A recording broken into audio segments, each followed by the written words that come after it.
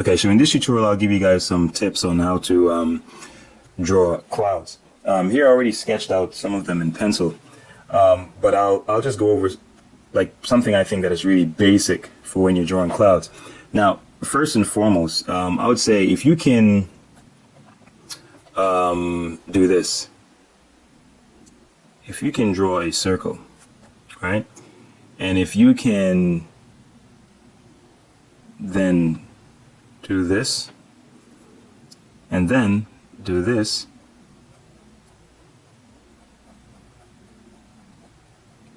then you've got the basics down for drawing clouds. And yes, in a sense, it's that simple. However, in this case, what I'll do is I'll use the pencil.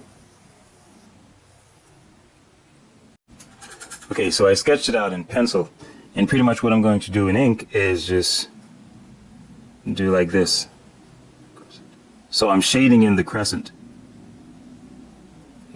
shape.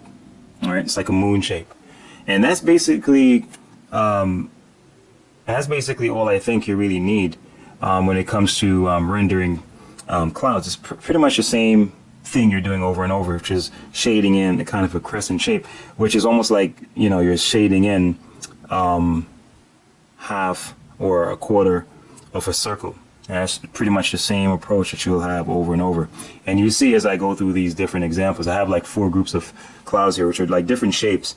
So you get a different, a different idea on how to approach different cloud groups, or if you want to create clouds out of your imagination, it's up to you. So as I said, if you can draw a circle and shade in just a moon-like shape of that circle, then you're pretty much good. All right, because essentially that's the main idea. Now, when you're drawing clouds, it's good to have an idea of where you're assuming that the light is coming from. Of course, in most cases, the sun is above, so it's shining downwards, and the shadow is generally formed on the lower side of the clouds, whether it's to the bottom or to the right or to the left, but it's somewhere on the bottom. Now, the key thing to keep in mind is that you have to be very careful with the types of lines you use, and you have to be consistent. And to be honest, you can use a variety of different stroke types to render clouds, and I'll show you how I do that. But essentially, if you notice, all I'm doing is just using this basic shape over and over again. And sometimes I'll have it overlap, but it's just this little bubbly shape, and I think that's pretty easy for the average person to be able to recreate. Now, so I'm just going to go in and just knock out this outline.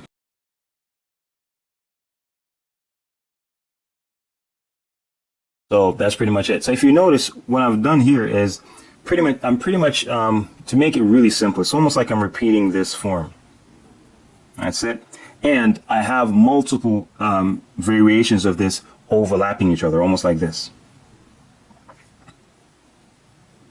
But only I'm just not making it completely closed. It's almost like these are the forms I'm using, but they're open. So here I'm using, say this is 1, this is 2, this is 3, and 4. But instead of closing them, I'm actually doing like this. That would be 1. See? 2. So it's almost like I'm merging them together. I could make this be 3 in the back, and 4 could be like this. All right, and that's essentially what I'm repeating over and over again. Now, as far as shading them, as I said, keep in mind this little crescent shape here. So I'm going to assume that the light is coming from up top, and it's pretty easy. And you can use different strokes, of course. I'm just going to use, in this one, okay, I'll use similar lines just like we have here. So in terms of using that same crescent shape, this is what I do. I could outline this with pencil, as a matter of fact, just to give you a good idea of how you could do it as well. So like this. See, that's the shape of the shadow. So it's almost like you're assuming that these are little circles and you're shading a quarter of that circle. See that? And even where they overlap, you can put some shadow there.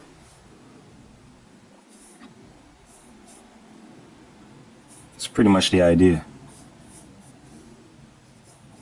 Now let's shade this in and see how it looks.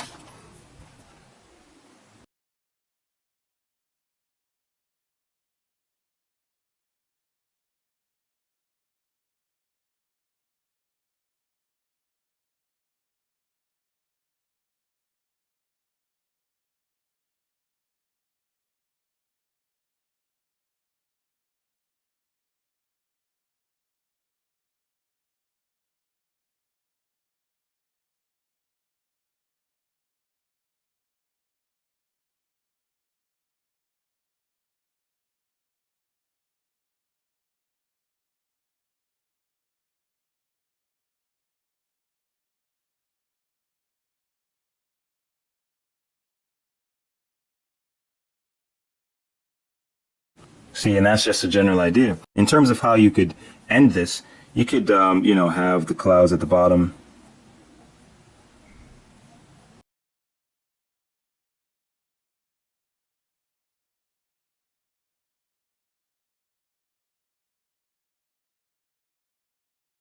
Over here, we just have some small group ones.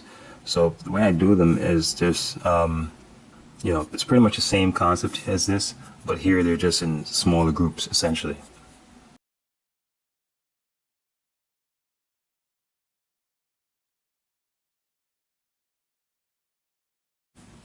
All right, so that's basically it. And then I'm just going to apply the same kind of approach or technique as I did here. I'm just going to pretend the light is coming from up top, and I'm just going to pretty much use little crescent shapes. See, so it's almost like, imagining a circle like this, and I'm shading a certain side of it.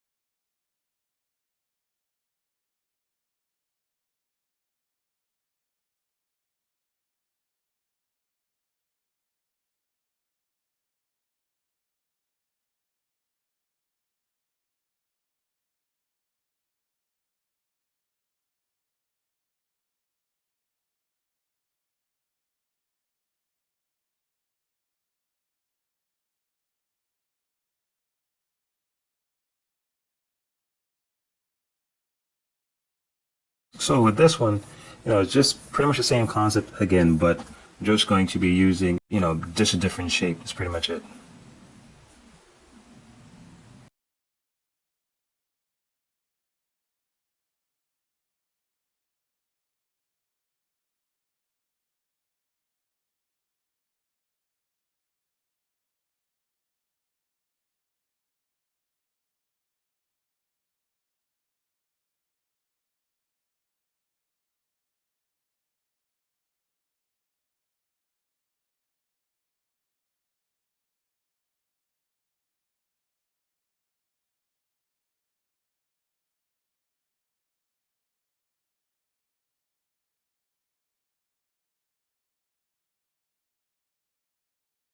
Here, this is like when you have, this is more like when you have clouds that are kind of like, say, like on the, you're seeing over the horizon, and there's no necessarily, they're not like a group like this. They're more like, it's almost like they're arising from behind the horizon. So it's pretty much just a matter of drawing in the contours.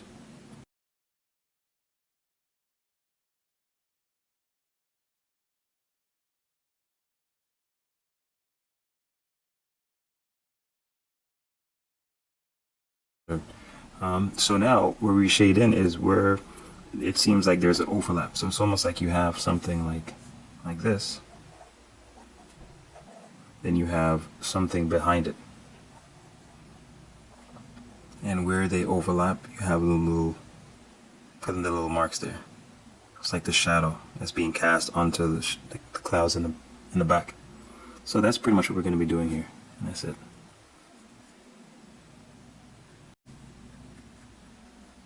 I'm going to show you can use different lines. Here I'm using horizontal lines.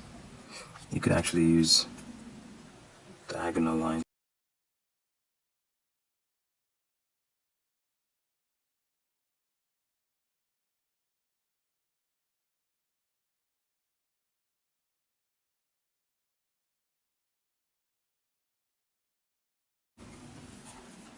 And here would be, for example, a landmass.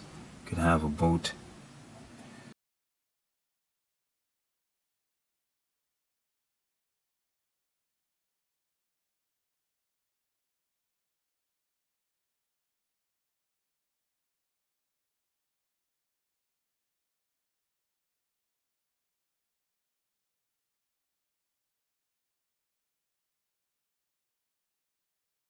You know, and that's basically the idea.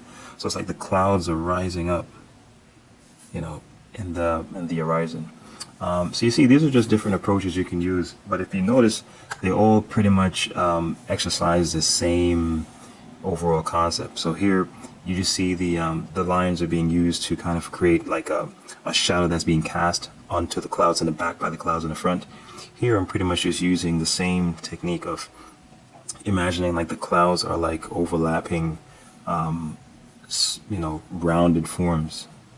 And I'm just using this repeated crescent shape over and over.